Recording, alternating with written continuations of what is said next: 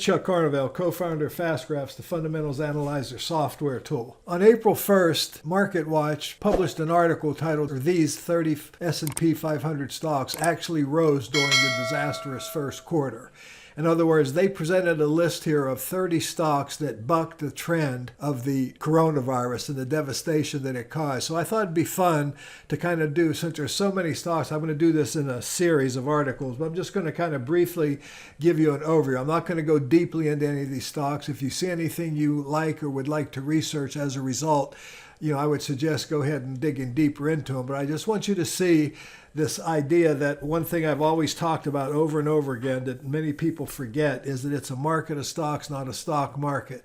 Even though the market is down dramatically, there are still stocks that are overpriced today and stocks that are, some of them, dramatically so. And there are also stocks that have not necessarily fallen that are actually reasonably priced. So I'm going to start by looking at a couple of those. And I've got them listed here in this portfolio in order of best valuation or lowest valuation to highest. I also have the company's expected long-term earnings growth rates on here. So in the case of Gilead, for example, the stock's only trading at a 12 PE. They do have a very promising product, Remdesivir, I think it's pronounced. I'm not sure how to pronounce it, that could have some antiviral qualities. And obviously the stock is attractive now, but long-term, analysts aren't expecting very much. But again, I haven't done the work to be able to tell you whether I believe that or not. But anyway, you've got Biogen, AmerisourceBergen, Gilead, DaVita, Smuckers, Progressive, Kellogg, T-Mobile, Regeneron, Akamai. Next 10 would be Eli Lilly, Old Dominion, Freightline, Citrix Systems, Hormel. I've also got the sectors and the subsectors listed here.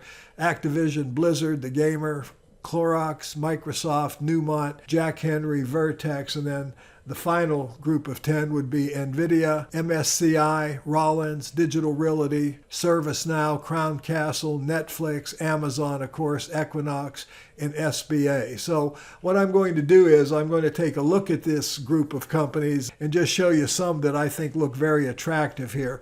But again, I'm going to be very cursory here and go over them. I'm just going to look at adjusted operating earnings on each of these and just show you what the companies look like from a standpoint of operating earnings and valuation and how the stocks have held up. Biogen is a very large biotechnology company. They're A- rated with low debt. You can see their earnings growth has been very strong, but I want to caution, now it's been over 22.78% since the time frame I'm drawing here, which goes back to 2001. But if I shorten that to the last 10 years, that growth rate drops down to 7.55%. But I do want you to notice forecasts beyond this year are not expected to be very high. I think the attraction here is that the company has a very low valuation. Now, if I go and look at, other sites and look at some of the news that I'll go into the Wall Street Journal here for you and look at some of the news on this stock, there's some things about it that are actually attracting investors in light of the COVID. And here's a press release. Biogen, Broad Institute of MIT and Harvard Healthcare launched consortium to build and share a COVID biobank. So, the company's involved in some of that. Again, I haven't done any deep research on any of these, but I would point out that if I look at Biogen going forward, they're not expected to grow very much. So that's something that would either have to be determined or watched very closely. Checking another source, I'll go to Yahoo here and I look at their long-term next 5-year growth rate. Yahoo has them growing at about 3%. So for whatever reason, the market doesn't think this company's future is going to be all that bright, but their historical growth has been tremendous, and on that basis, it's very undervalued. On future growth, it's yet to be seen. So that's Biogen. The next one I want to look at is one that I've covered before, which is AmerisourceBergen. And I recently did a video on Cardinal Health. Amerisource is another medical distributor along with McKesson. And again, it's been undervalued, but as I pointed out in my Cardinal Health article, notwithstanding opioid epidemics and all the other stuff that people were worried about with these guys, they're very strong companies. They're kind of low margin business, but they have great growth. Amerisource, you can see, has had a very excellent historical long-term growth rate. The company's dividend record is stellar. They've been growing at over 14% a year historically. If I drop this down to a 10-year graph, it's still growing at 12%. And if I drop it down even a little more, the company's growing at about 8.6. And that's something that you need to be aware of. Growth rates tend to slow down, especially as companies get bigger. The forecast growth rate for the next couple of years is expected to average about 7.8%, and the longer-term trend line about 7.2%. 2. So this is a 7 or 8% grower that you can buy at a blended PE of 11. It yields almost 2%. It's offering earnings yield of 8.6. It's A- rated with 53% debt.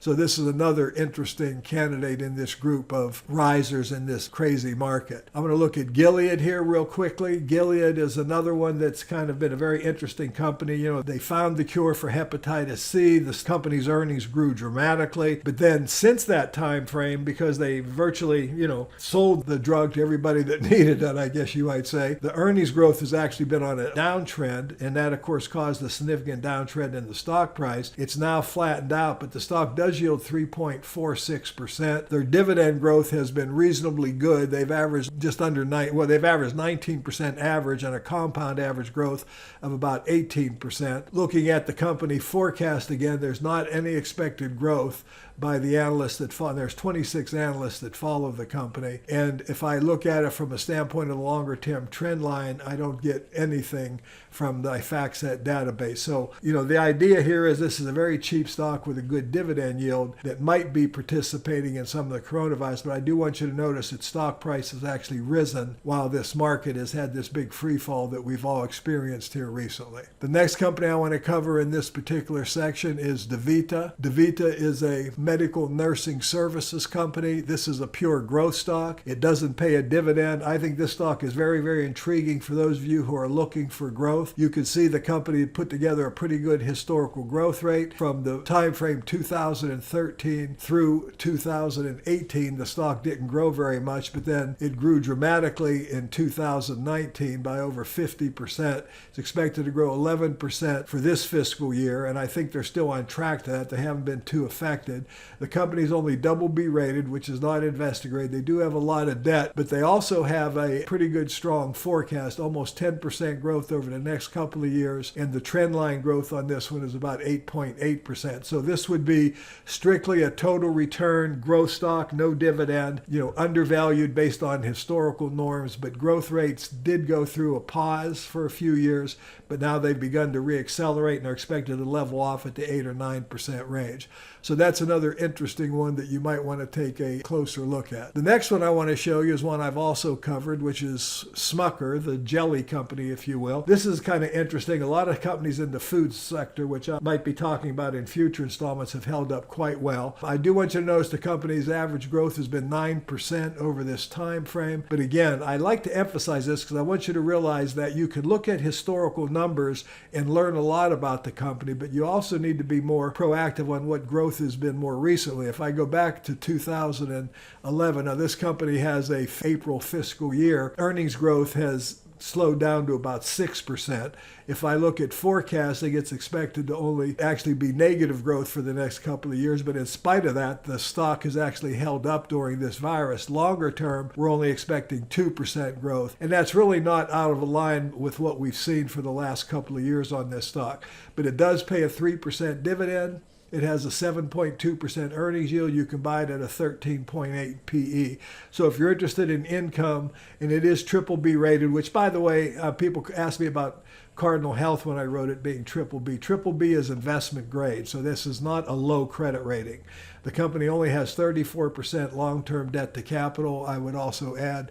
So you might want to take a look at Smucker. The next would be a property casualty insurer, Progressive. I really found it confusing when I looked at this one, why this stock would have such a good record here during this outbreak, because it's a very cyclical company, very erratic. Their dividend record is unpredictable. The company is yielding a relatively low yield. They are expected to cut the dividend in 2021, but yet, it's A-rated with only 27% debt. But the real key here is that the company is, expected to have kind of spotty performance going forward, just like it has historically. Longer term, they do expect maybe a trend line growth of about 6%.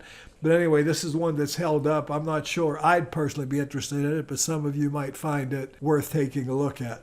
The next one I want to look at is Kellogg, another one of these food companies, very similar to Smucker. Kellogg obviously is the cereal company and so on, major diversified food producer.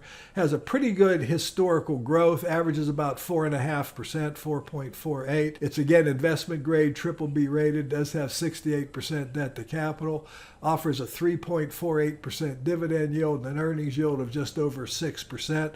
Forecast going forward is again for rather anemic earnings, long-term trend line growth about 1.8%. So what I really found interesting when I went through these companies the first time is why they're holding up so well. I can understand a food company holding up because the grocery store stayed open and people have been shopping for food, but I really don't understand why they've done as well as they have. Now, the next one is T-Mobile, the wireless, telecommunications company. Obviously, we see it advertised on TV all the time, for example.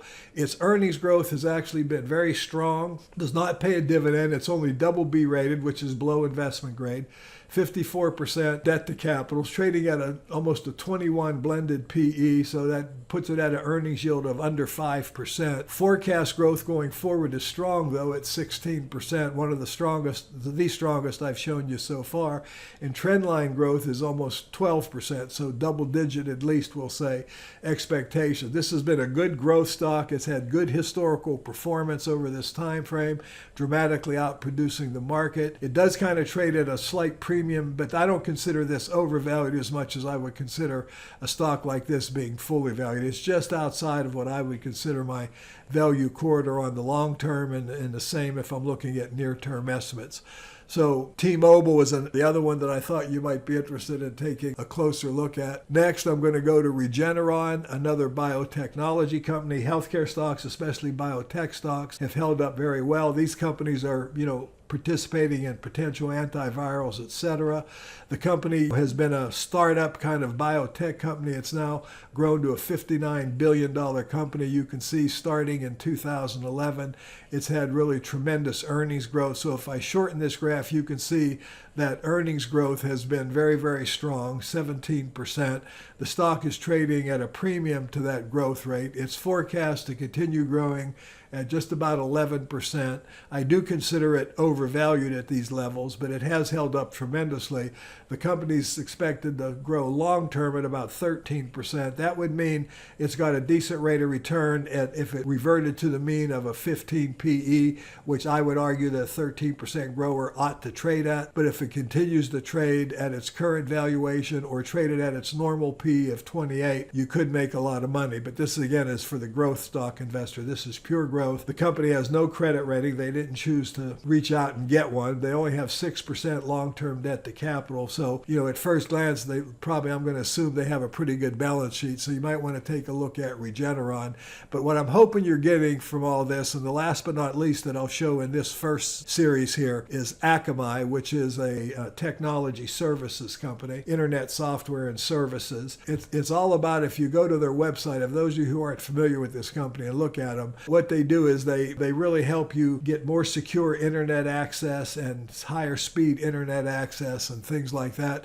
So you might want to take a closer look at Akamai. It's another one of these growth stories. You can see that there is a relationship between price and earnings. The stock has historically traded at around 25 times earnings over its long-term history. More recently, it's been closer to 22 times earnings. Forecasting is for growth of about 9% for the next couple of years, and it's about 7.5% trend line. And again, if I look at it from a normal multiple point of view, if it continues to trade at around 22 times earnings, you could make some nice capital gain on this stock. But again, this is for the growth-oriented investor. Anyway, those are the first 10 of these 30 risers. I thought I'd just kind of run through them, give you an overview. If there's anything you like in there, I'd say take a look at it. If you like what you see here, please don't forget to subscribe to the YouTube channel. We'd appreciate it. And, I'll be covering the next 10 in my second session. Thanks.